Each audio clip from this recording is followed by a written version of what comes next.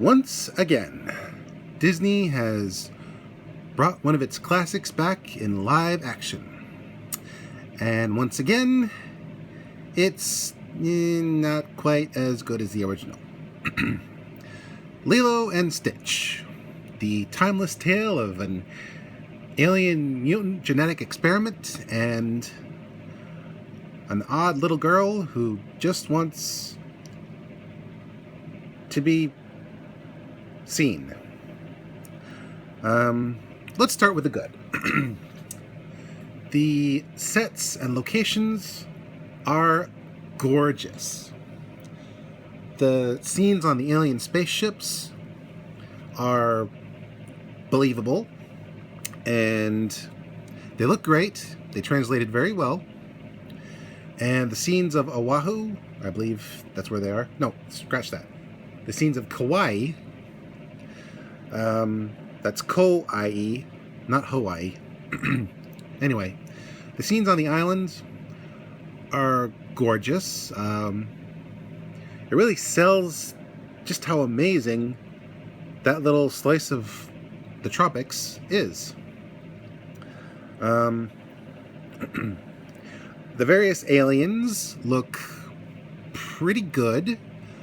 Stitch translated fairly well to live action, as did the Grand Councilwoman and the various other aliens. And the acting of the actresses playing Lilo and Nani really bring to life the characters that we know and love. As well as David and his grandma and various other characters on screen. But that brings us to the bad.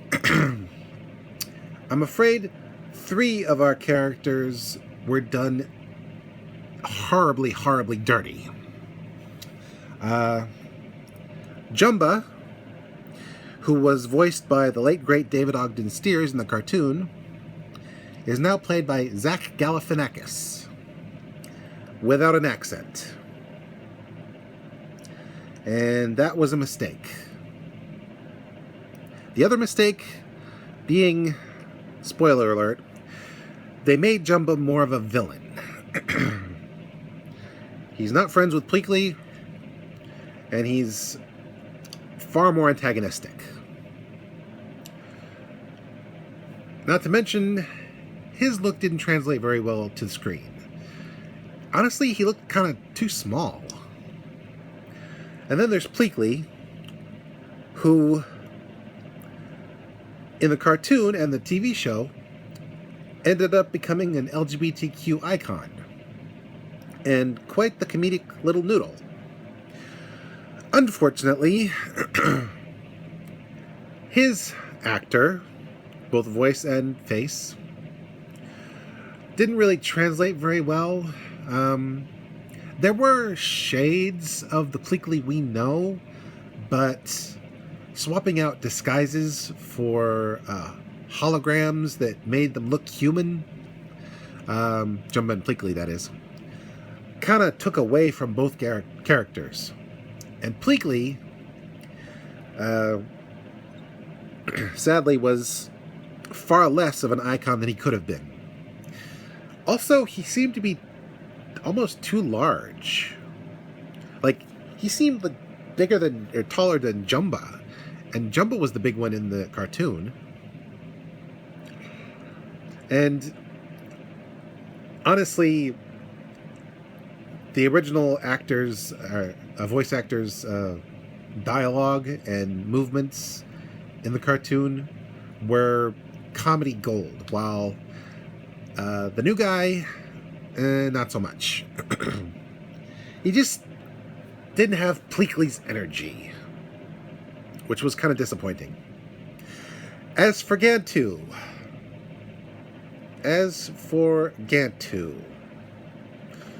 Sir not appearing in this film. That's right. No Gantu. I mean, what's the point of having a Lilo and Stitch movie without Gantu? Seriously. He was in the first movie. He was in the sequel. Well, scratch that. I don't think he was in the sequel. But he was in the movie that set up the TV show and the movie that finished it. And him not being there was a disappointment of the highest caliber. I was looking forward to seeing a live-action Gantu, how he could translate. But it just wasn't there.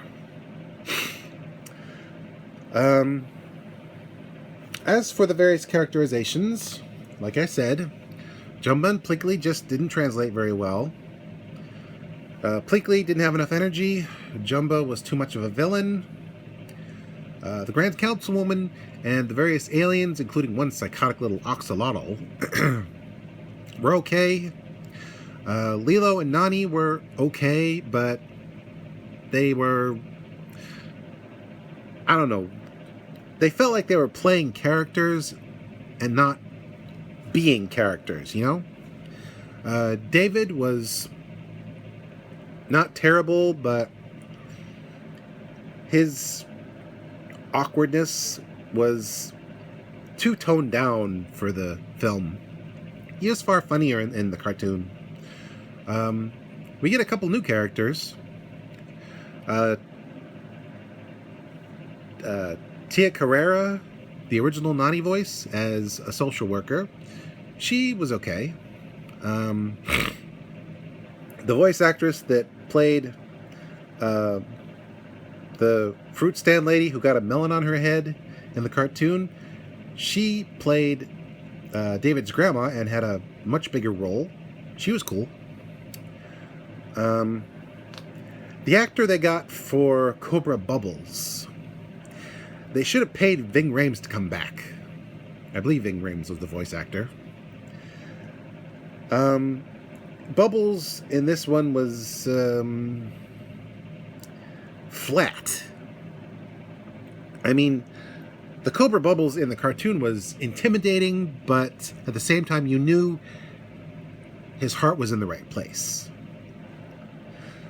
But the Cobra Bubbles that we got to see on screen this time was just meh.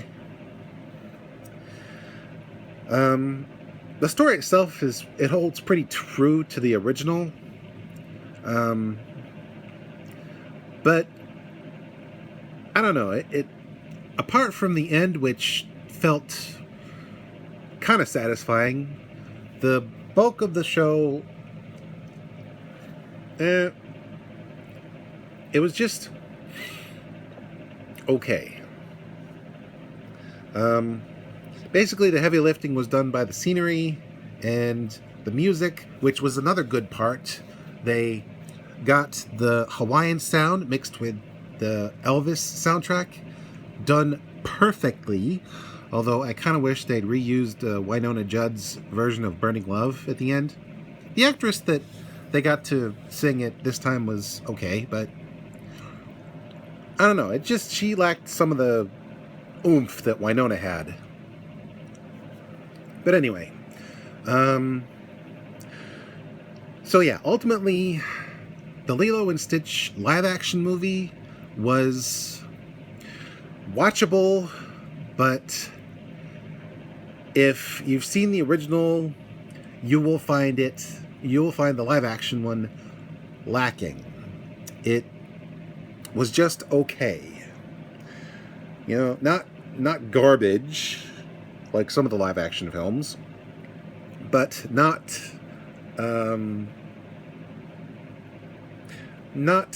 surpassing the original.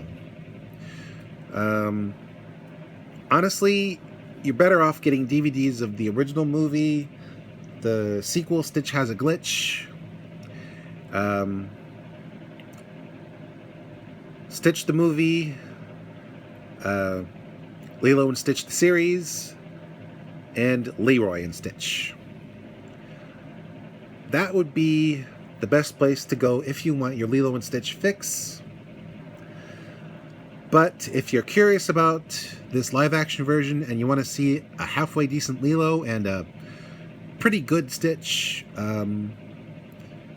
this one was okay. This is Mr. J signing out and reminding you, Ohana means family. Not necessarily blood, but someone you'd sacrifice everything for.